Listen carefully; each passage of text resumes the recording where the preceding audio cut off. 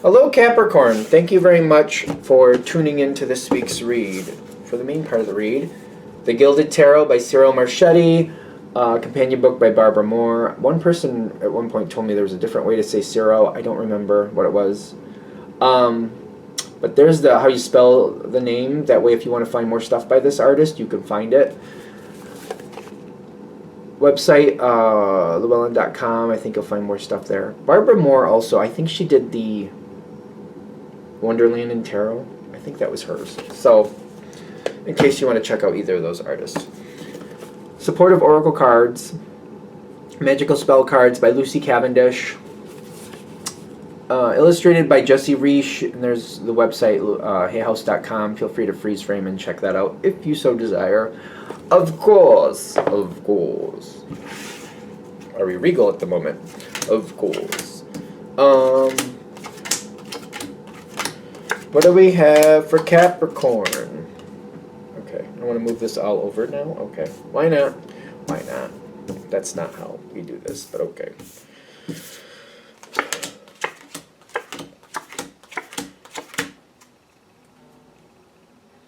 Okay. Putting together the pieces. Okay. Putting together the pieces. Like, I feel like it's going to be the overview of this is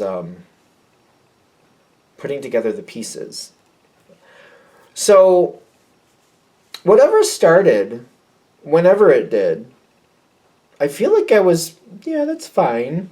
When it started, whatever this is, again, I keep getting like, yeah, that's fine.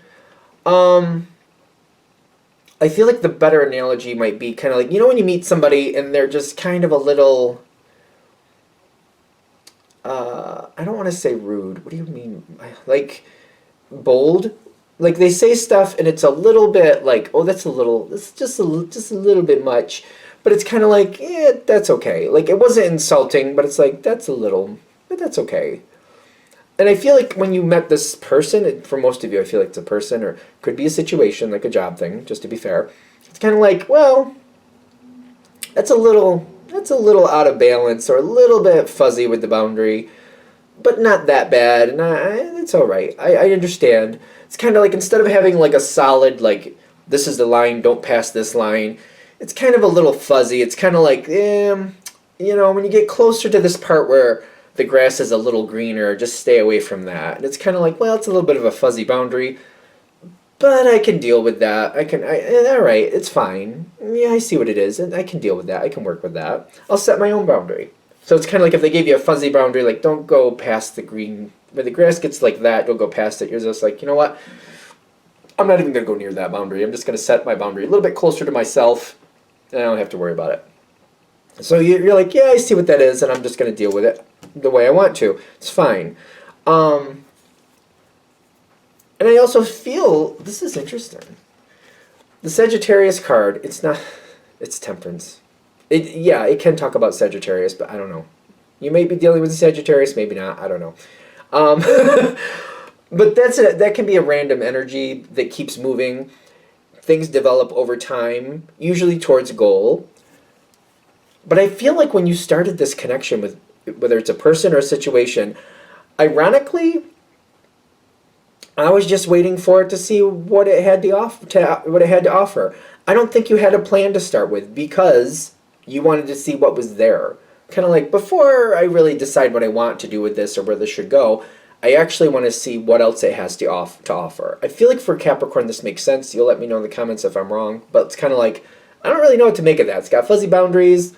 Not really sure where it's going. Not really sure what it's doing or what it's made of. So I'm just going to kind of roll with it for what it is. And I'm going to watch and learn and start, gathering information about what's really going on here.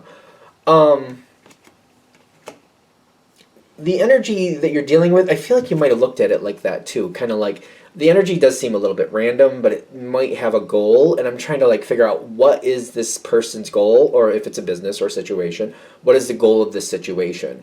And maybe that was I was playing a super sleuth. I'm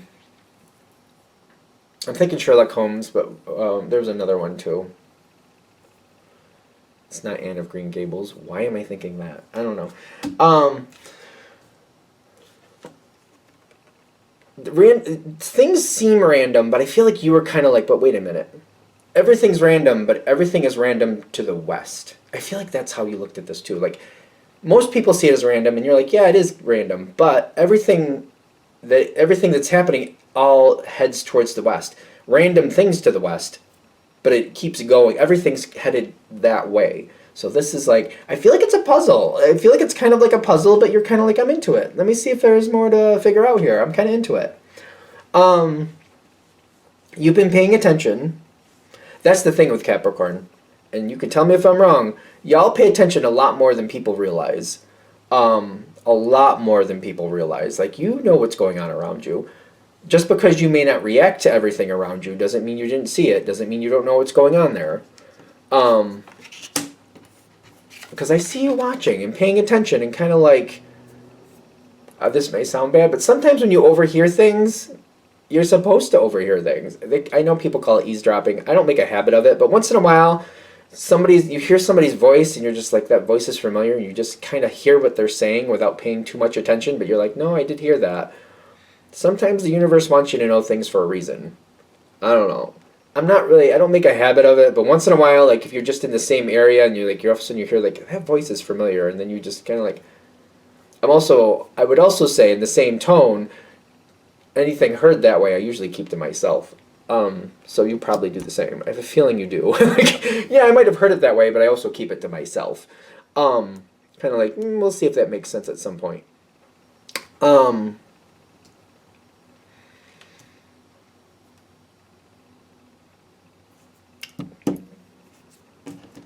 The longer it goes, the more you like it.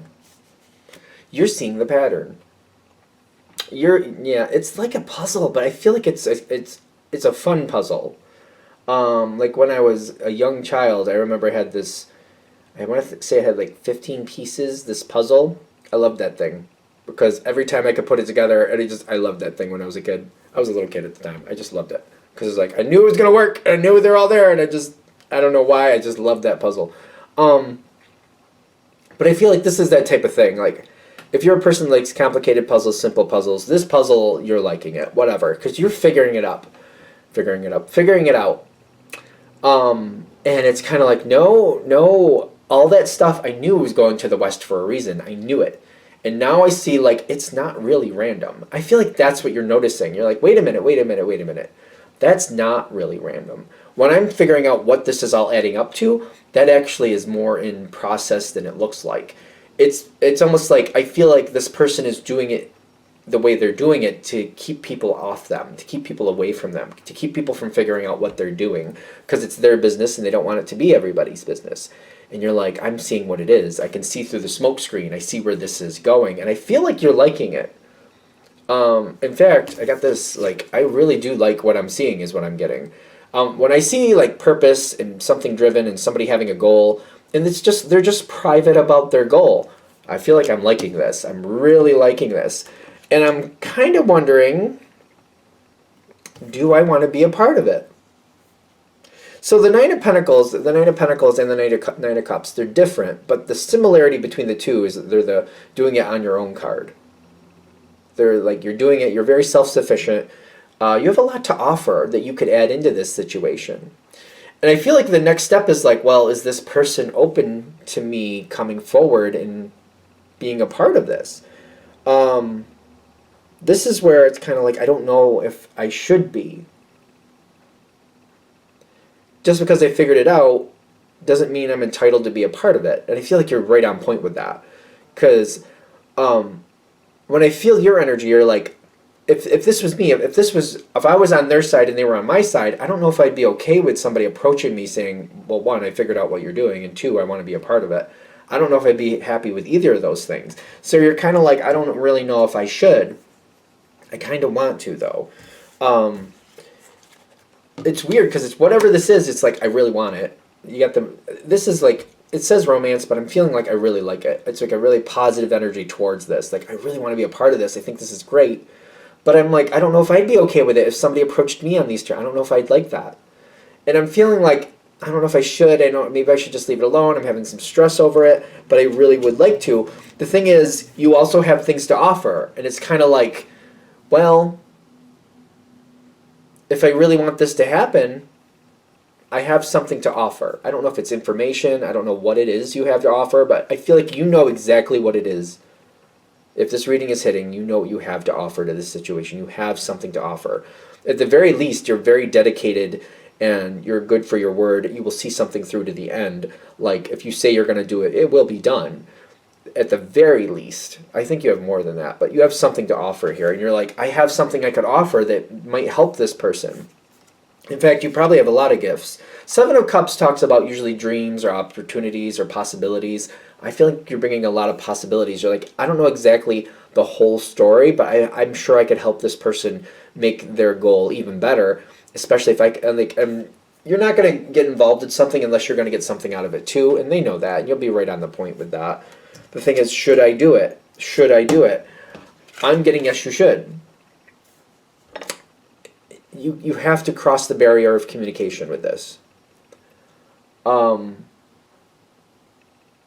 You're really good with understanding how this needs to go. I feel like starting the conversation is the hardest part, but you know how to talk to this person is what I'm getting. Or you know how to communicate here. You just got to start getting yourself to do it. Take the risk with communication. I feel like that's the risk for you. Starting the process, because you'll start it slowly. You'll watch. Oh, that's good. That's not good. Stay away from that. That is good. Go here. Then no. Okay. Go over here. Yeah. Okay. No. Yeah. And like you'll know where to move with it. You'll know how to move it. You're very astute. Like, and you're not going to say something, or you're not going to go into a subject that doesn't warrant you being there. If you're willing to do it, I get like 3 good cards showing your outcome. Ace of Wands, things are going to go ignite in a very good way for you. You're going to love it with the mermaid seduction thing, whatever it says. Oh, there's another one. So, like, they're trying to give you a lot of good energy. Like, there's, is that bounty?